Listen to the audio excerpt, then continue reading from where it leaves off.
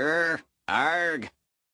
Hi, guys, and welcome to the Mixtape Podcast, where we talk about movies from a screenwriter's perspective. This week, we have 1992's Kuffs, starring Christian Slater, and I almost forgot who was in it. I will be your host, Dean Stark. I am joined by my co-host, Marcella Inostroza, and this movie was directed by Bruce A. Evans. It was written by Bruce A. Evans and Reynold Gideon. So the premise of this movie is, down on his luck, George Kuffs is a young, broke man with a pregnant girlfriend. Desperate. See, I'm having trouble reading my writing already. Desperate for money, he travels to San Francisco to visit his brother, who is then murdered. Now, I had never seen, because this, let me tell you how the structure goes, folks, just in case. I don't think we've ever told people how the structure goes. The structure is this.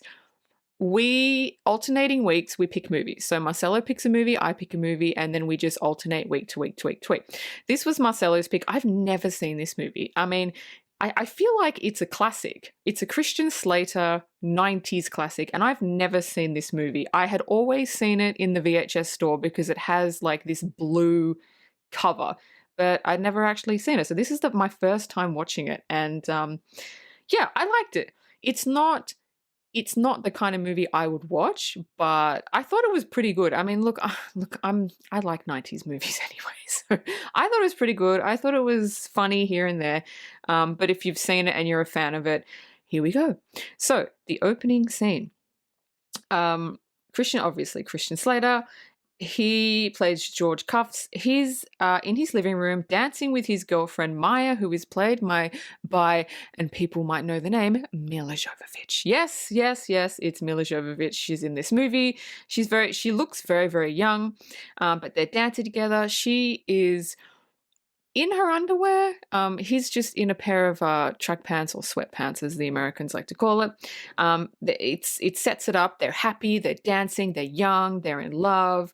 They're carefree. All is fine and good. And then Maya tells him she's pregnant, and everything kind of falls apart. Now, what this movie does, and I don't know if this was a first, because this was in the 90s, but it breaks the fourth wall. So for people listening that don't know what that is, it's basically where the actor talks to the camera. They talk directly to the audience.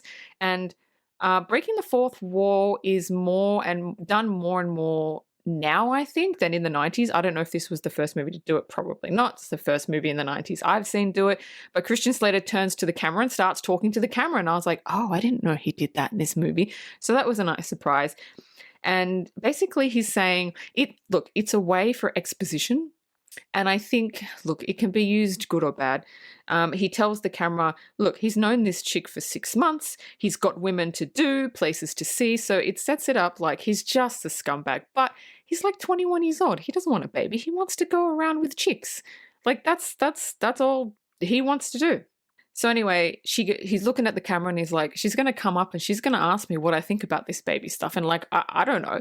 And then she comes up to him and she says, so what do you think? And he says, about what?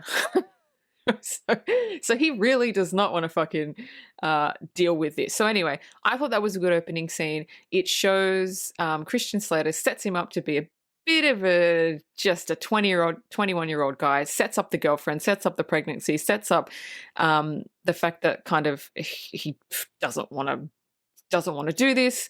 So I thought that was a good opening scene. It only lasts for a couple of minutes. So what did you think? Yeah, I thought it was a really effective scene to start off the movie. You know, they're dancing, they're having fun, and then this big emotional life-referring bomb gets dropped on our main character. And then we discover, that he is, sort of, he repels commitment. He has certain things that he wants to accomplish and this and that. Also, it does a great job of showing us how much these two people love each other, because that's going to come into play throughout the course of the movie. And I thought it was a written way to sort of set things off and set this movie in motion, so to speak. So the next scene, well, it's not really a scene. It's I've written down read from phone because I was not going to write this down. I just literally took a picture of my television and I'm going to read it out now because this is more exposition than I think people need to know in this. So It says in 1851, San Francisco could not afford enough policemen to protect its population. So the city was divided into districts, sounds like Hunger Games, which were sold to private citizens, merchants who wanted to pay these men for police protection. Today, the men and women who own these districts are called patrol specials. And I'm sitting there because I've never seen this movie before thinking, is this a sci-fi? This sounds like RoboCop. Is this a sci-fi? Like it's such a weird concept to put into a comedy. It feels like they're trying to jam, because it sounds sci-fi. They're trying to jam sci-fi action and comedy and they're trying to make it work, which I found like bizarre. Like what did you that's I mean, because I've never seen this movie before, I was like, this is weird. What did you think just of the setup of that? That was very strange. The first time I saw this movie, I thought that it was going to be like this buddy cop sort of thing, and rolled up in a comedy. Like I didn't understand why the city of San Francisco didn't have wasn't able to afford enough police officers to patrol the streets, and it was very very strange to me that the citizens of San Francisco would trust their safety to a bunch of to to its own citizens who aren't properly trained to be police. It was very odd that they would do something like that. But as this movie goes on, you learn that the people in charge of the people in charge of these districts are actual police. They have to go to the police academy and they have to get certified. They actually become police to watch over these districts. So that made me feel a little bit better, but it was a little bit odd from the start reading that big giant text and understanding what a big piece of this movie was going to be like. So next we're introduced to Brad, which is George's brother, and he's a police officer. And there's a robbery taking place at a convenience store, and there's a shootout. And it's so funny because he pulls up in the police car outside the shop, and these guys are running out, and they've got shotguns. And the bad guys just shoot. He goes, freeze, police, and they just shoot at him in broad daylight in front of. It's like RoboCop. It's exactly like RoboCop. The criminals do not give a shit. They're shooting at a fucking police officer with shotguns during the day, but again, it's kind of sets it up that the bad guys are taking over. That the police, they don't respect the police. They don't care about the police. They don't, like, now if a police officer was outside a store and a criminal ran out, the criminal would just be like, shit, and kind of just drop the gun. But they have no respect for the police. They don't care. So there's a shootout outside. And then we're at the police station. And look, can I just say, there is a lot of actors in this movie that I recognize from other stuff. And no, I didn't write it down. Let's see if my memory can remember all of them. So now we're at the police station, and Brad, which is George's brother, is trying to calm down the residents, because the residents are like, oh, you're not doing anything and blah, blah, blah, and all this stuff, because apparently residents can just go into these districts and have issues. And he's trying to calm them down. And they're saying crime is out of control, which it is. And he's trying to like do something about it. But there is one of the officers that works for him because he's the head of the district. One of the female officers, she's blonde. I recognized her immediately. She is the mother from Goonies. And I'm like, that is the mum from Goonies. And I'm like, I'm going to IMDb this just to make sure. And it was. And I'm like, oh, I've literally never seen this woman in anything else. So that was kind of a treat. Anyway, that was the setup to Brad, George's brother. It sets him up. He's a police officer. He's a good guy. He's trying to appease the residents. He's trying to do his job. And I thought that was a good setup for him, and also set up for the fact that criminals can basically get away with anything. So what did you think? Yeah, I like this scene a lot because it shows that the criminal element in the city of San Francisco obviously doesn't give a crap about the police. They have no fear, and basically don't give a shit.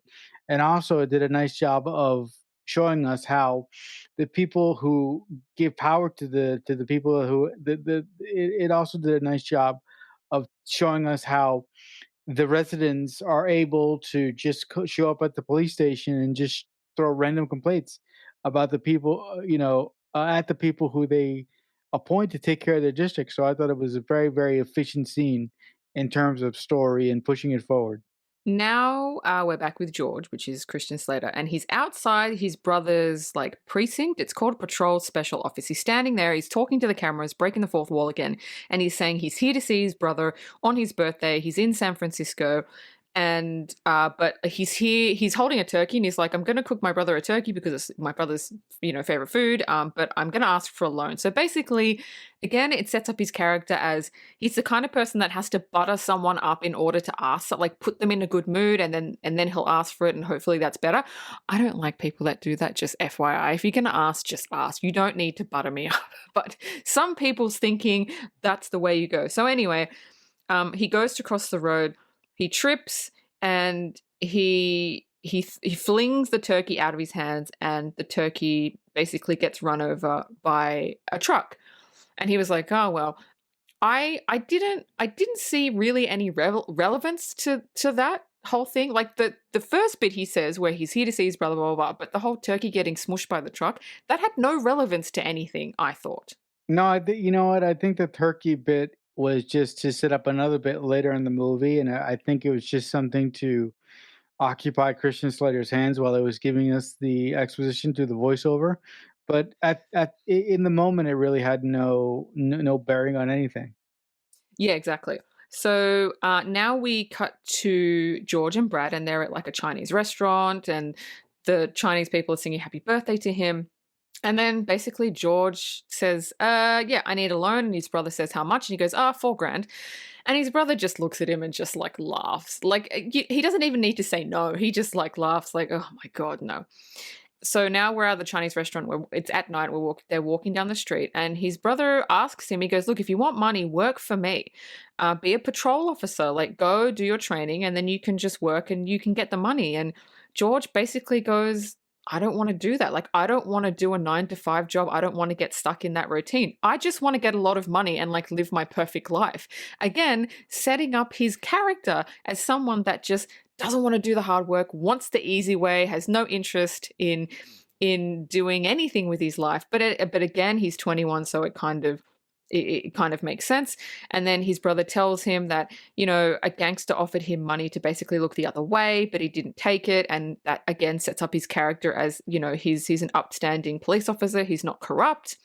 And they stop outside a church, and his brother says, I always go in here before I start my shift. And George stays outside. He goes, look, I got to call my girlfriend because he's just left her, right? So George turns to the camera again and says, yeah, I just left my girlfriend. I left her a note saying I couldn't do this. And I kind of feel bad for it. So he's at a payphone, and then we go inside the church, and there is a man that walks in, and his brother turns around, and the man gets a gun, and he says, you should have taken the deal, and shoots him. And then we cut to George outside, and George hears the gunshots, and he runs in, and he sees the man with a gun over his brother. And I find this really fascinating because I'm like, oh, why did you run into the guy's, this guy is going to shoot you. But instead, the guy, his brother's obviously dying on the floor. He drops the gun and walks out. And I thought, wow, that is so bizarre because crime is so rampant in this district that this bad guy does not even care that there's a witness. He even dropped the evidence. Like he's like, well, because it's like, oh, he's not going to go to jail anyway because, they can't get him on anything, blah, blah, blah. He's got a good lawyer or whatever. And I'm like, wow, that's so fucking brazen to do that. And then his brother gets rushed to hospital. And this is the first time that you see George, Christian Slater, really emotionally upset because his brother is a really, really good guy. And the story sets him up as an upstanding, non-corrupt cop, wants to do the good thing, wants to be a hero, and he's just gotten shot in a church, which is like probably the worst thing ever. So I really like that scene. What do you think? Yeah, I think you know what I think the scene leading up to what happens in the church really sets up George to be someone who doesn't have his life together, someone who is trying to live the fast life, and someone who doesn't understand responsibility. And I think after what happens in the church, after his brother gets killed in the church, that is George. That is the universe telling George, I understand how old you are, but you got to get your shit together, kid. Because number one, you have to become a better man because you're going to be a dad. And number two, you have to find the motherfucker who shot your brother. You have to find a way to make him pay for killing your brother. And I think that this incident really is the catalyst for George growing up and getting his life together finally. Yeah. So okay, this bit really kerfuffled me because George is at the police station and apparently the guy that shot his brother's already been caught. That they never show. I was like, oh, when did that happen? Can you explain? I don't know. Was there a scene that was cut? Because we have seen the guy get caught? This scene was very, very odd to me. Like maybe other cops, brought him in because he was like a person of interest in like several other crimes in the city. You got to remember this guy that shot Christian Slater's brother in the church is the same guy that his brother interacted with at the start of the movie. Yeah. The guy that robbed the convenience store. So maybe this guy was a person of interest in other case, and maybe that's why he was brought in. I mean, yeah, but like it wasn't shown. And if it's not shown, I feel like No, it doesn't no, exist. no, It doesn't exist. no. It's no. It was very odd scene to have him there, but also I think they put it there to really ring home that, like you said, the criminals in San Francisco in this movie are so brazen and will do anything they want because they understand that they're not going to go to jail. I mean, this guy Kane has a crackerjack lawyer with him, and he's not going to go to jail, and he knows he's not going to go to jail. Right. So they ask Christian Slater to pick him from a lineup. So Christian Slater points him out. That's the guy. And then this is so bizarre to me. And then his lawyer says to Christian Slater, did you actually see him shoot your brother? And he says, well, no, but I rushed into the church as like 2 seconds after the gunshots, I heard the gunshots and he was standing over my brother with a gun. And then the lawyer says, oh, well, that's it then. You didn't see anything. You didn't see him do it. He said that he went in, he grabbed the gun. And I was like, wait, what? That's not even a thing. That's not even a thing. He's like, yeah, there were no prints or anything. And I was like, oh my God, the lawyers are just as corrupt. Like the lawyer has obviously been paid off. I couldn't believe that was actually like going to fucking slide. This fucking lawyer. And I'm sitting there like, wait, really? So he's like, yeah, you have no proof. And he's gonna go free. And Christian Slater's like, come again? Like, how does that happen? Then he gets the news that his brother has died in the hospital from his wounds. And then you see another emotional scene with Christian Slater, and he's just so distraught. And he gets told that Brad, his brother, left him his district and he can do what he wants with it. I find that very strange because it didn't feel like him and his brother were interactive at all. So why would his brother leave him an inexperienced 21-year-old his district? I don't know. It seemed a bit weird because it didn't really set that up. And then George hears laughing. And it's the guy, Kane, that killed his brother walking out of the station laughing at him. And that didn't go down well. Yeah, no. As far as his brother leaving, his brother leaving, as far as George's brother leaving him the district, I kind of didn't understand that either. The only thing that I can surmise is that's the only thing that he had to leave him. And his brother seemed like someone who really cared about him and who believed that sooner or later he was going to get his shit together. And maybe he left him that knowing that after he gets his shit together, this is something of me to help him get going or help him get started in his life, you know? Yeah. But I could totally see how that wouldn't ring true because that wasn't set up at all.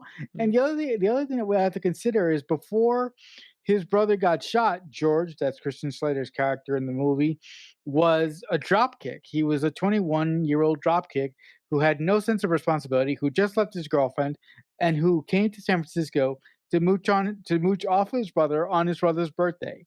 So what does that tell you? That is telling you that this person is not fit to run a district. So it was very odd, but I could see how his brother may have bequeathed his like own possession, thinking that somewhere down the road his brother was going to put things together. Right, right. So now we're with George, and he's at his brother's grave.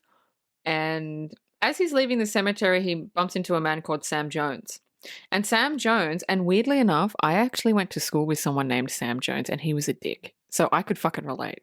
Because, spoiler alert, this Sam Jones in this movie is a dick. So anyway, he offers George $100,000 to buy the district, and buy the district that his brother left him. And because, okay, George is set up to be a character. He doesn't want to work. He just wants money. He's getting offered 100 grand for a district that he doesn't even fucking want. He has no experience with. So straight away, you're like, well, obviously this is what he wants. And then George says he needs to think it over. And you can see when he gets offered it that he's kind of in two minds about it. He doesn't say it, but Christian Slater's just such a good actor that you can see that he's just like, I don't know what to do here. Whereas like 5 minutes ago when his brother was alive, he probably would have taken the money. So what did you think about that short scene?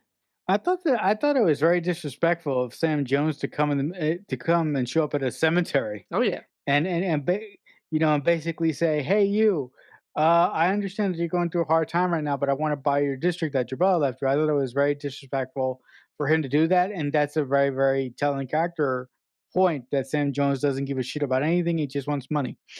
As far as Christian Slater, you know, sort of thinking about it on whether or not to sell Logistic, I thought that was very good acting by Christian Slater. Also, it could come off as someone who is grieving and someone who is not able to process what is being offered to him at the time. So it can be I can take it in two ways. It can be either Christian Slater doing some very good acting, or it can just be him acting like he's bereaved and going through some shit at the time, because at the time his character was. True, true. Very, very true.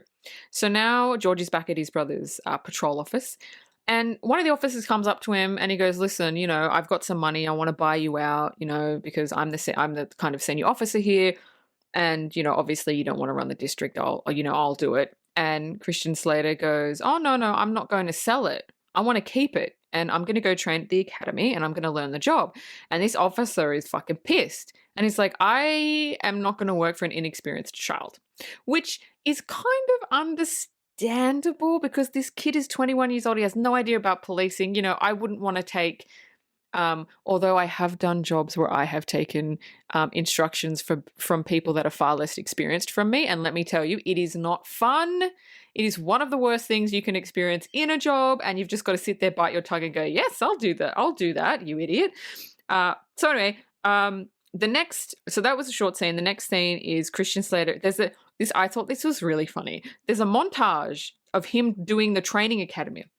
And the first thing is he's in the academy and he's running up like a sand hill, and then he stops and he looks at his like commanding officer and he says, "Why are we running if we're in cars all the time?" And I was laughing. I was like, that's pretty fucking funny. And then he's at a gun shop because obviously he has no idea what he has no idea what he's doing. And next we're in a gun shop. And he goes, "I want a gun that like holds a lot of bullets." So you can tell how inexperienced he is. And then the guy gives him a gun and he's like, "Yeah, there's 15 and one in the chamber." And he's like, "Is there a gun that holds any more?" And I was laughing. I was like, "Oh my God."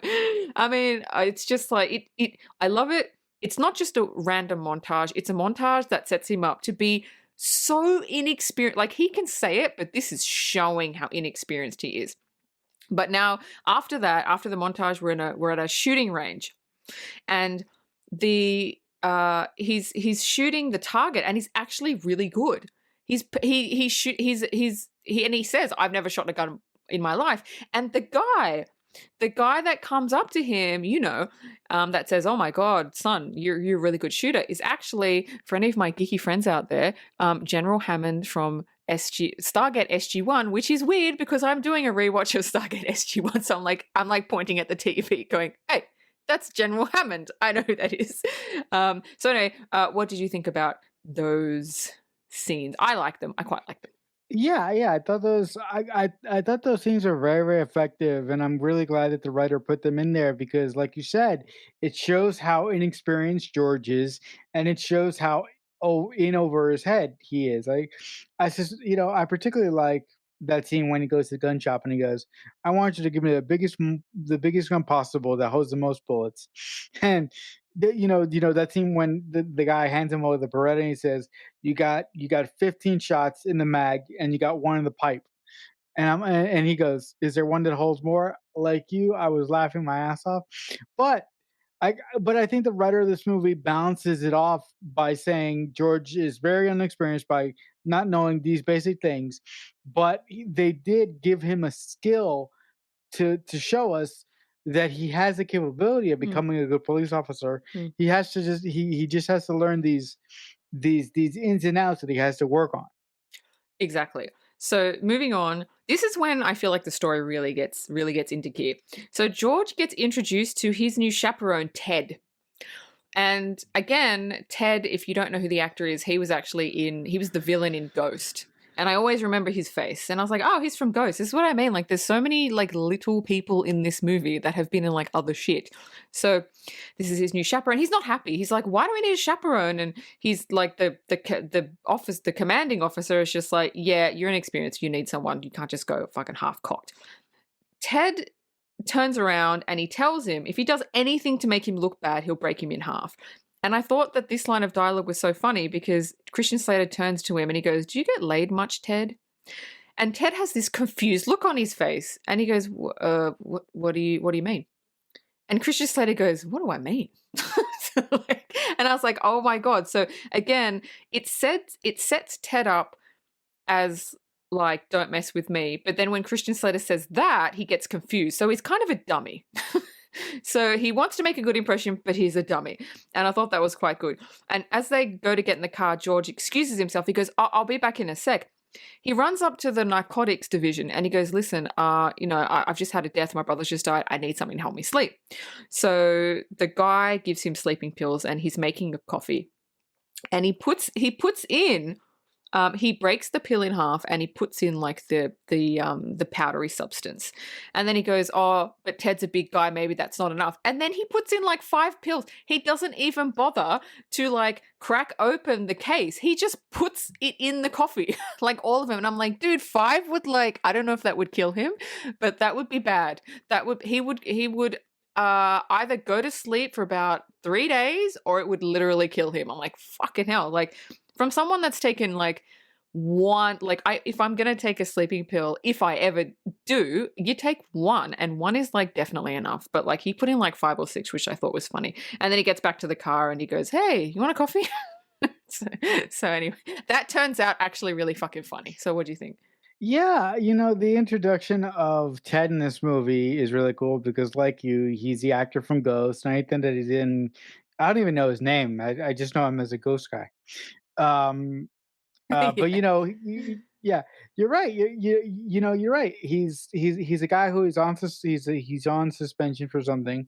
That's why he's with George, and he tries to lay down the law. But George really shows us how much of a dummy he is, and how much of a okay guy he is, sort of by giving that little crack of him not getting any.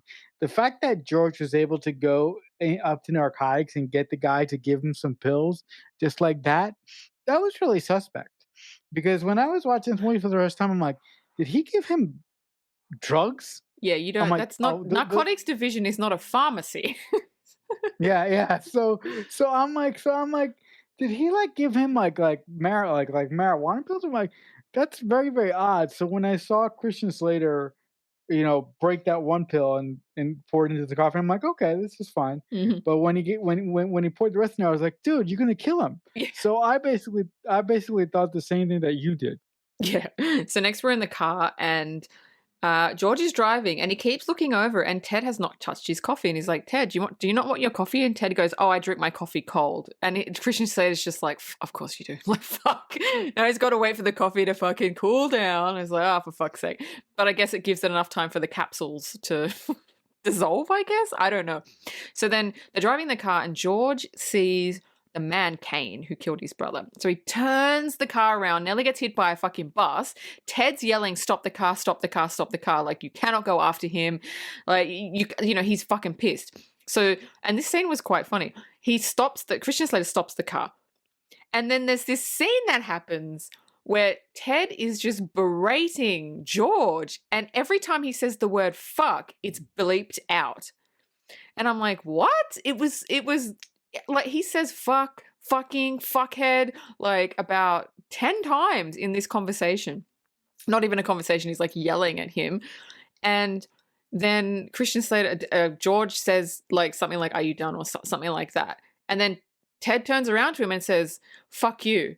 And it's not bleeped. And I'm like, huh? Why did they bleep out all the things? Listen, it was a really funny scene. The only thing I can think of as to why they bleeped out all the fucks was like ratings, because ratings is so weird because they'll say you can say fuck once, but you cannot say it any more times than one time.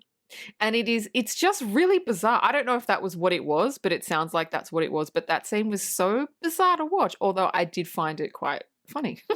Yeah, I mean, that's one of my favorite early on scenes when when George is chasing Kane in the car, and when Ted berates him, and like you said, you just had those bleeps there, and then at the very end, as a button to the scene, you had George say something crass, and Ted goes "fuck you," and that's the only thing that I can surmise that the rating system in the U.S.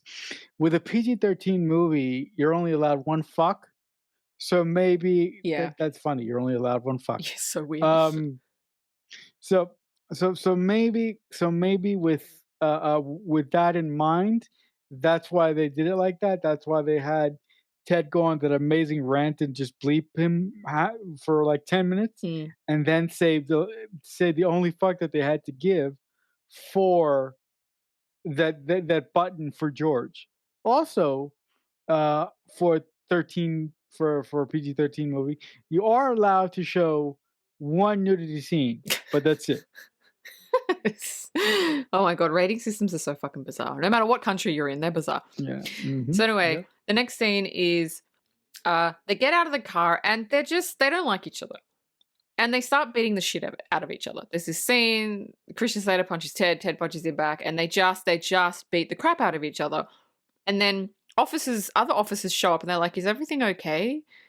And the Christian Slater's like, yeah, he's just he's showing me, I can't remember what he said, showing me some moves or something. And like Ted is like exhausted. Like this guy's such a good actor. Christian Slater's exhausted. They've just beat the but amazingly enough, for all the times that they've hit each other in the face, none of them have blood anywhere. So that's funny.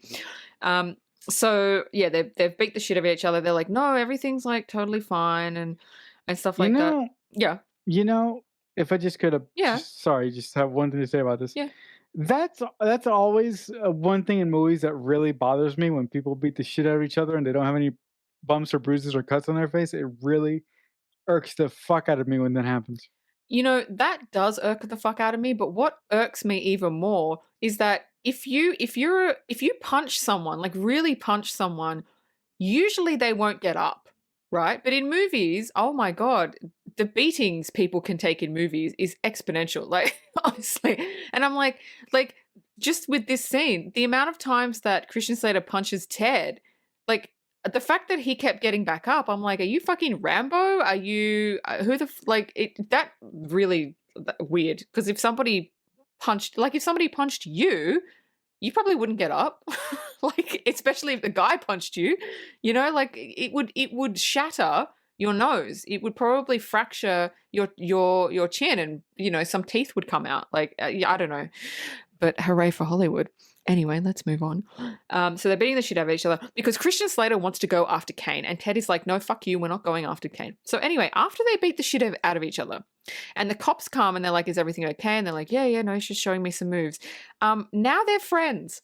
And I have said this before in another one of our podcasts, the fact that guys can beat the shit out of each other and then be besties. And it happens in so many movies, and I just do not mentally understand it. I don't Guys, get it. I Like, mean, you tell me. You're a guy. You tell me. What the fuck? I mean, as a member of the male sex, I will just say that guys have a certain thing. We have a certain thing about us. Like like like there's a lot that we can take from another individual that we don't like, but if we have a good scruff with them and if we have a good drag out knockout fight, whatever thing can be bothering us, unless unless it's like earth shattering, we can get over it and we can be pals, or we can be drinking brothers later on. Not like women. Women scare the shit out of me because women are vindictive to the last drop. It's ridiculous how vindictive women are. Women scare the shit out of me. So I'm with you on that one. At least with guys, you beat the shit out of each other, and that's literally the end of it. That's the end of it. Yeah, Nobody ever brings it it's up like again. no. You know what? You know what? It's like a very very quick and efficient way to work out Hmm. one's issues with another human male, right? Yes. If we listen, if we stand here for a couple minutes and do fisticuffs, we'll be okay because by doing fisticuffs, we solve our issues with each other. Yeah, which is one of the things I really like about men is that they sort it out, they move the fuck on. I really, really appreciate that. Something that women just fucking can't do. Anyway, so they become friends. They're friends now. Christian Slater likes him. He goes, oh, Ted's a pretty fucking good guy. And so Ted agrees to go after Ken. He goes, look, we'll tail him, but we're not fucking getting out of the car. We're just going to see where he goes. So so they do it. And while they're tailing him, Ted sculls his coffee. He sculls it. And George looks at him and he's like, oh shit, because he likes him now. And he's like, fuck. Oh, fuck. And his face is just like, oh, fucking shit. And so they see Kane hand off a package to Sam Jones, the same guy that approached George in the cemetery to buy the district. And George and Ted kind of try to they race after him. That Sam Jones has gone into like the like a train station, and they're racing after him through the train station. And George, no, sorry, not George, Ted. Ted is midway running up the staircase, and then he just stops, and he's like, and the pills have hit him because it takes a while for the sleeping pills to hit. And he's just like, oh my God. And then he just stops and he's kind of like in a daze and he's like turning around. And I was like, oh, okay. I mean, it doesn't even need to be said that the pills have hit him. The pills have hit him. And so I was like, oh, this is just not going to turn out fucking well. So anyway, the pills have hit him and, oh, that's the end of that scene. That's the end of that scene. So before I move on, what do you think? Yeah, I mean, I felt really bad for Ted who drank the coffee in the car, but I was really excited to see how the pills are going to affect him, and I was really glad to see that the pills affect him while I was going down the stairs. I thought I was going to physically fall down the stairs, but luckily he didn't fall down the stairs. So, I think I think it's a good scene, and it also confirms your theory from earlier on in the episode that anybody named Tom Jones is a lying. Sam Jones. Tom You, Jones is yeah. what's new, pussycat? That's Tom Jones. Yeah.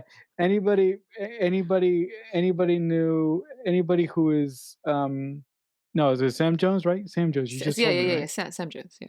This scene really confirms that anybody named Sam Jones is a vindictive, evil individual because Sam Jones seems to be working with Kane in Hmm. some aspects. So I thought that this scene did two things. It really, keyed up the comedy that we're about to get, Hmm. and it also pushed the story forward. Yeah, so Sam Jones gets away, gets on the train before Christian Slater can get to him. And now the next scene we're in, Ted is passed out in the car.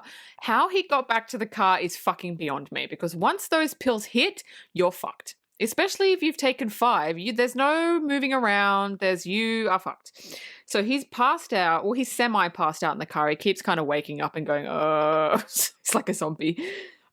And George gets out of the car because he's just been called to a building. He gets out and Maya is randomly there with her new boyfriend. I don't know why she's in San Francisco. I don't know why she's got a new boyfriend already. Christian Slater, there's no time code, but he just left like a week ago, so that seems a bit fucking, I don't know. Like, why would she be right fucking there? Before I move on, tell me, why is she right there? Oh, come on, you know the answer. Come on, this one's easy. Come on. Is it right as convenience? Absolutely, Doing a absolutely, Haley gold Bob. star. Right as convenience. Right as convenience. Yay, gold star. Because because my fellow co-host Dean is absolutely right. There's no logical reason for Maya to be there right now Yeah. in San Francisco with a guy that she just picked up off the street randomly because I think George broke up with her like a week ago. So Yeah. why would she I don't randomly be there? It was know. it was just it was just a way to reintroduce Maya back into the story and to remind us that George does have a love interest in this film. Yes, yes. So anyway, George gets out of the car. He sees Maya. He's like, "Oh, what are you doing here?" Same thing I was thinking. What the fuck are you doing there? And so another guy comes out. He goes, "Come on, you got to go upstairs. You got to talk a guy down off the roof." And he's like, "What?" So there's a guy on the roof. He's about to jump, and he's like, "What the fuck? I can't do that." He goes, "You're the only guy that can do it. You're the only guy that's on shift." He goes, "All right." So he goes up, and there's a guy on the roof, and he goes, "I don't know what to say to him. This is not my job." He goes out and he's just saying like, I don't know, like if you want to jump, jump. If you don't, you don't have to. And the guy's like, fuck, don't say that to him. And he goes, I don't know what to say. Like I don't even know why I'm up here. So anyway, the guy on the roof kind of goes to the window and he goes, are you a cop? And George goes, yes. And then he shoots him in the side. He shoots him and George goes down and then he just flings himself off the roof.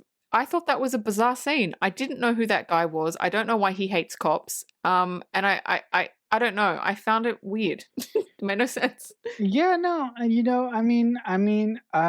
again, I think it was just a scene to give Maya and George another thing to bond over because that scene didn't kind of make sense. It also, it it in a way, it did make sense because it showed George of the type of crap that he would have to deal with. But we know nothing about this guy. What George says to the guy is something that you should never, ever, ever, ever tell anybody who No. is on the brink of doing something really stupid, like jumping off a roof, Yeah. because he called him a fucking moron. Yeah. Like the way that he spoke to this guy is not like a police officer should Uh, speak to someone in distress like that ever. So yeah. George should have gotten fired just by the way that he handled the situation. So now we're at the hospital. George is getting patched up. It went in, he goes, oh, the bullet went in and it went out behind him. So it was fine. He's getting patched up. Maya's there and she steps in and then there's this just weird scene between them and George. Look, I get why they put it in. I just thought it was just weird. George apologizes to Maya for leaving her and then she cuddles him and she goes, oh my God, George, I can feel your heart on. And I was like, what? This is weird. This is just weird. He's like, oh, well, that's just me. And I'm like, how is that? How? Okay. I I don't know. I feel like I understand No, why Maya is in the story, but she brings nothing to the story at all. no, but yeah, no, well. The only thing that she brings to the story is a love interest. But Mm, actually, that scene could have been written much better. mm, Maya's character could have been written a lot better. Like Maya's character could have worked, been the daughter of someone who owns one of the districts, yeah, right? yeah, yeah. And that way she could have been involved in the story more. It Mm, would have been really cool if she was with George from moment one, even when they broke up, mm, and you could have had this whole thing about George getting this district, but now having to work for Maya's father. mm, That could have introduced some interesting dynamics between the two of them. mm, As far as that scene in the hospital, I'm like, you don't have to write the scene this way. mm. What is him hugging her, getting a hard on have to do with anything? Nothing. Like it just wasn't written very well. I thought at all. Yeah. No, I agree. So George gets home from the hospital and he finds Kane, the bad guy, the guy that killed his brother, sitting in his kitchen, and he offers him money to look the other way, just like he offered his brother money to look the other way. And basically, Yeah, if he but refuses, he's going to kill him. I Yeah. don't know if you noticed this about Kane, but this guy has the worst fashion sense I've ever seen. Oh my He god. wears the most He wears a t-shirt with his picture on it. Did you notice that? yeah, later on. I was like, what Yeah, the but fuck? yeah, but but a little later on, he wears like this button down, like colorful T-shirt with a fucking fan on it on one side. It's like he has the most absurd. I mean, even Christian Slater's character brings it up at one point. He Yeah. has the most absurd fashion sense ever. Yeah, it's like he's so eccentric. Yeah, it's just weird. But when he came in that scene where he's wearing a shirt with his own photograph on it, I was like, "What?" And that was so funny. I was like, "This is just so fucking bizarre."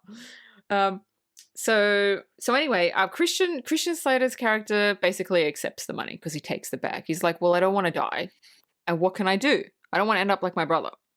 So Sam Jones.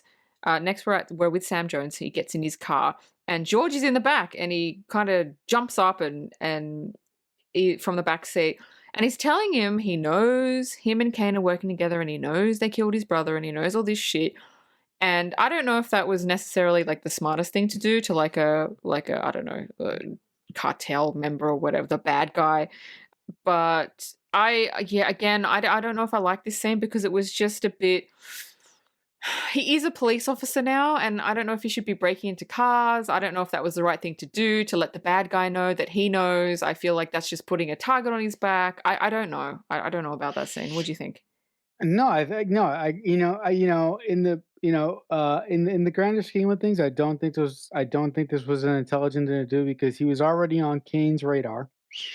And number two, by telling the bad guy that you know his evil plan, one thing's going to happen. Stay with me, people. They're going to come after him and they're going to kill him. Mm-hmm. So, by George taking the money, using the money to pay off the district, because another thing that we have going on right now is there's a loan due on the district, and if George doesn't pay the loan, he Mm-hmm. can't keep the district. Mm-hmm. So maybe that's what. So maybe that's what he's going to use the money that he got from Kane, not to buy him off, but to use the money to pay off the district. Yeah.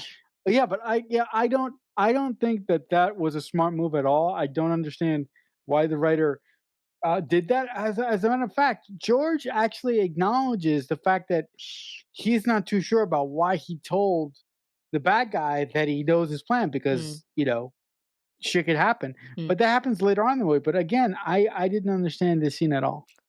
Yeah, so now George arrives back at his precinct to basically an employee uprising. The guy that wanted to buy it from him, that didn't want to work for an inexperienced child, he is basically in charge of the uprising against him, and they want him out. He's like, "Nah, we've all discussed it. We want you out. You can't do the job, blah, blah." And so George says, "Okay, I'm going to challenge you to a fight. And if I win, I stay in charge. And if you win, I will leave. No questions asked." And the guy goes, "All right." Now, this guy's a big guy. He looks like, and look, compared to Christian Slater, this guy's a big fucking guy. And it's just like, oh, I don't know. Because Christian Slater's character was not set up to be a guy that could fight. He's pretty slight. He's pretty small. And you're like, all right, I don't know how this is going to go. And then the officer starts basically punching the air. And someone says, oh, he was a champion boxer. And you're like, oh, this is not going to go well for like George at all.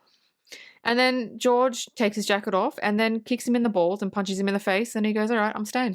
And I'm like, oh, okay, cool. That was interesting, I think. What did you think? Yeah, that was expedient. Also, I found it really funny. Like when, just real quick, I found it really funny at the beginning of the movie when George first goes into his precinct. He already knows the name of the people that work in the precinct. How is that possible? Oh, Like, I didn't even notice he that. just Okay. Yeah. like he just shows up. Look, just really short. He Yeah. just shows up and he calls the guy that he kicks in the balls later on, the scene that he just went over, by his first name. I'm like, that wouldn't be possible. But again, Okay. this movie is a little off kilter Mm. and a little strange. So I guess I'll give a pass on that. But George's solution to finally, getting control of the employee uprising, I thought was funny and sufficient. Yeah, it was okay. So now moving on, George sees Kane and he's trying to hustle one of the residents into selling their shop. And George goes in and steps in and basically says, you're not going to do this. This is my district. And Kane goes, can I just remind you that you took the money? And George kind of doesn't, I don't know if he doesn't care, but he's just like, he doesn't care. He's like, yeah, whatever, I took the money, but you're not going to do this. And Kane is not happy. And Kane is going to retaliate because you know, if a bad guy pays you to do something and you don't do it, it's not going to end well for you. So Christian Slater's character is really stupid in this movie. He's a police officer now. He gets into Sam Jones's car. That's illegal. He's taken money, even though he needs it for, you know, to keep the district open, but he shouldn't have done that. And now he's up against Kane, and he does. I don't know. I think that I know that he's 21, but he's just stupid. He's stupid. Yeah, no. Everything. Look. All of George's interactions with the bad the villains in this movie are ill advised and fucking stupid because nobody's going to nobody's going to antagonize the people that he is chasing and investigating like George has. Because, like I said before, if you antagonize these motherfuckers, they're going to come after you, and vis-a-vis, that'll give you and the people around you problems. So the way that George is doing this is by the seat of his pants, not thinking, and he doesn't understand the shitstorm that is going to be laid at his feet in a couple scenes because of his brazen Actions. way Yeah. of handling things, or his Yeah. brazen actions, like Dean just said. Yeah, so here's the scene where Kane retaliates. So George is getting ready for Maya to come over for dinner, and he's dancing around and all this shit. And then he hears a knock at the door, and basically Kane shoots the door down, and Christian Slater's like, oh, fuck, like as if that wasn't going to fucking happen. And he's trying to find his gun. He's like, where the fuck did I leave my gun? So he's trying to avoid the bullets, running around his house. He goes, oh, fuck, he's fucking in the kitchen. So he gets the gun. He finally gets the gun, and there's kind of like a shootout, and he shoots Kane dead. Kane is dead. And there's a knock at the door, and it's Maya, and he opens the door, and Maya has brought her parents. Randomly, it's so random. Why are her parents there? Who the fuck are her parents? Her parents look rich. Oh, she's rich. Okay. If she's got rich parents, then why is he struggling for money? Like, why doesn't he just marry her if she's got rich parents? Because then obviously if she's pregnant, they're going to obviously take care of a lot of stuff. That was an oversight, I thought. And then they come in, and then they see the dead body of Kane on the floor, and Maya's mum says, oh, what a lovely place you have. And I would have gotten the fuck out of there. It was such a weird... the whole thing was weird to me. It was weird. Well. Doesn't Maya say like one line dialogue that says, "Oh, they're here for like a play or something," which Well, doesn't make that's sense anyway. convenient. That's Yeah, convenient. but also the other thing is why the fuck look if her parents were there or for a play, which we kind of don't know, why the fuck would she bring her parents on a date? Yeah. Why would she do that? I don't know. And yeah. Look. And the other thing is that Maya knows that George is a cop, but Maya's parents don't know that. So when George opened the door and saw Kane there lying dead on the ground, you're right. His parents should have freaked the fuck out. But I think that they were so in shock that the only thing that Maya's mother knew to say is, Hmm. "Oh, what a lovely home we have," even though that his home at the time was filled with bullets and shit because Yeah. there had just been a shootout there. So Yeah. it was very odd. I definitely agree with you in that. It was very odd and very strange. Super, super odd. So now George is back at the precinct when Sam Jones walks into his office, and he says he has his high school transcript saying he didn't graduate. And you need to have a high school diploma if you want to be a patrolman. That's one of the prerequisites. And he doesn't. Obviously, George doesn't. He dropped out when in year 10, whenever it was. And he says, now you're going to be arrested. And I was like, wait, what? What? Wait, stop. Fucking stop. This is RoboCop all over. You're arresting someone because they lied on their transcript to get a job. That's not you can get maybe fined or fired, but arresting someone, that's not a fucking thing. It was so extra. I couldn't even. And then this was the other thing. He goes, now he's going to take over his district. Wait a minute. How? It's still in George's name. Whether he runs it or not, it's still in his name. He can't just take it from him. I mean, please, look, you've seen this movie more times than me. Please explain. I did not understand that at all. Yeah, well. First of all, I will say that it is a little bit odd how the villain of this movie comes to those conclusions. But you can be arrested for lying on a form like that for something of this magnitude. But to your point, the district is under George's name. So even if George goes to jail, there's no legal way that the villain of this movie could get his hands on the district. So that I'm with you on. That doesn't work. But as far as George getting arrested for lying on a transcript, that could possibly happen. But I will say it's a little thin. It's a little thin. It It is like is. it is like paper mache, guys. Yeah. It's thin. It's fucking I'll thin. I'll I'll give you that. But the thing that's absolutely ridiculous is is is the villain believing that he will get control of the district, because that is not possible. No. So now we're at the station. George is handcuffed. He's handcuffed. He lied on a transcript and they fucking handcuffed him. Sorry, it's just it's so absurd. So anyway, he asks the police officer, look, I need to go to the bathroom. And then the police officer says, okay, uncuffs him. And then George just escapes. He just walks off. And I'm like, oh, okay. This movie it fucking does not make sense. Someone wrote this high. 100% someone wrote this high. Nothing in this movie tracks. I mean, No, I it's think lucky no. it's I mean, coherent, but it doesn't track. yeah. Look, I mean, look. I think that the person who, or the people who wrote this movie came up with an idea, and they just wanted to do like a fun buddy cop kind of thing. But when you want to do a fun buddy cop kind of thing, there is something that you have to remember. And since Dean is my mentor, she always reminds me of this before I start something, or when she reads something of mine, she always brings up these little things if there are holes that I need to patch up. And the things that she always brings up, she goes, if you're going to write something about anything, you need to do research, and you need to bring logic to what you do, to what you're doing. Because if you don't bring logic, we can have a movie like this. Yes, you must have rules. To all the screenwriters out there, if Yeah. you want to write a buddy cop comedy, that's fine. There are You can, rules. that's There are fine. rules to every single genre that you write. You have to abide by them. Otherwise, you get this movie. That makes no sense. And it doesn't just not make sense to screenwriters.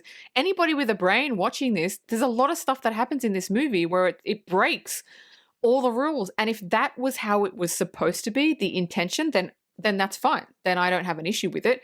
But if they're making this movie, you have to abide by certain rules, otherwise it doesn't make sense. That's not to say that this is a bad movie. It just it there's a lot of things that kind of don't make sense to me. It just it just requires you to take a lot of logic jumps that are Yeah. really annoying. Logic jumps. I like that. Logic jumps. That's good. So he escapes, but before before he escapes, he goes back to the narcotics department, and then we cut to a scene of George driving a car, and he's sitting next to a Saint Bernard sniffer dog. Why does a narcotics department have? First of all, they don't use Saint Bernards as sniffer dogs, so I think they just used that just to be funny. Usually, they'll use a German Shepherd.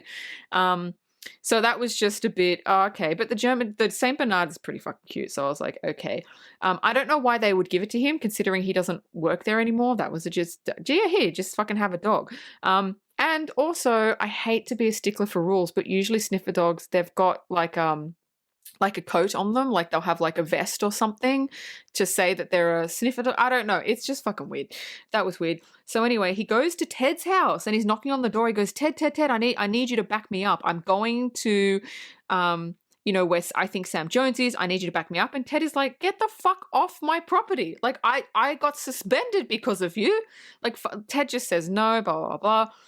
And then George breaks into Sam Jones's lair, which is a Chinese laundry. And then he's looking for drugs, which is why he took the sniffer dog. And instead of drugs, he finds stolen artworks worth millions. And it's like, oh, okay.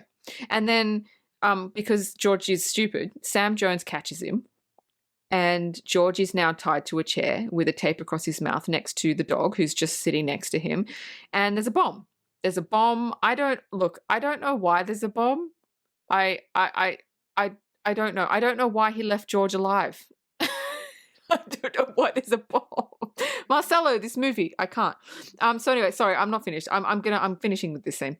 So Ted decides, oh, he's gonna help. He's gonna help, and his car won't start. And so his wife, which is his girlfriend, which is the chief's wife, which is kind of partly why he got fired, who is played by an actress that is known. She was in Baywatch. She's a Baywatch actress. I noticed her straight away because I was a fan of the original series.